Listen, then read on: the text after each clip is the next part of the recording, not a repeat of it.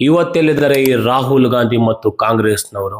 NEET paper ಲೀಕ್ನ ವಿರುದ್ಧ ದೆಹಲಿಯಲ್ಲಿ ನಡೆದಿದ್ದಂತಹ ವಿದ್ಯಾರ್ಥಿಗಳ ಹೋರಾಟದಲ್ಲಿ ಬಹಳ ದೊಡ್ಡದಾಗಿ ಮಾತನಾಡ್ತಿದ್ದಂಥ ಇವರುಗಳು ಇವತ್ತು ತಮ್ಮದೇ ಸರ್ಕಾರ ಇರುವಂತಹ ಜಾರ್ಖಂಡ್ ವಿದ್ಯಾರ್ಥಿಗಳ ಹೋರಾಟದ ವಿಚಾರದಲ್ಲಿ ಏಕೆ ಮೌನವಾಗಿ ಕುಳಿತಿದ್ದಾರೆ?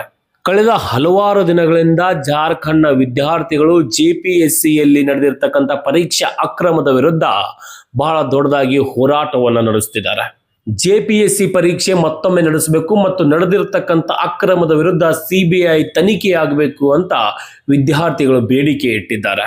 ಕೆಲವೇ ದಿನಗಳ ಹಿಂದೆ ವಿದ್ಯಾರ್ಥಿಗಳ ಮೇಲೆ ಪ್ರೀತಿ ಕಾಳಜಿ ಇಟ್ಟುಕೊಂಡು ಅವರ ಪರವಾಗಿ ಹೋರಾಟ ಮಾಡ್ತಿದ್ದಂಥ ಇದೇ ಕಾಂಗ್ರೆಸ್ಸಿಗರು ಇವತ್ತು ತಮ್ಮದೇ ಸರ್ಕಾರದಲ್ಲಾಗಿರ್ತಕ್ಕಂಥ ಅವ್ಯವಹಾರವನ್ನ ಕಂಡು ಸೈಲೆಂಟ್ ಆಗಿ ಕುಳಿತಿದ್ದಾರೆ. ಈ ಕಾಂಗ್ರೆಸ್ಸಿಗರಿಗೆ ಒಂದು ಪ್ರಶ್ನೆ, ಈ ನಿಮ್ಮ ಹೋರಾಟ, ನಿಮ್ಮ ಎಗರಾಟ ಕೇವಲ BJP ಸರ್ಕಾರದ ವಿರುದ್ಧ ಅಷ್ಟೇನಾ, ಅಥವಾ ನಿಮ್ಮ ಸರ್ಕಾರದಲ್ಲೂ ತಪ್ಪು ನಡೆದರೂ ಕೂಡ ನಿಮ್ಮ ಸರ್ಕಾರದ ವಿರುದ್ಧ ಕ್ರಮ ಕೈಗೊಳ್ಳುತ್ತೀರಾ?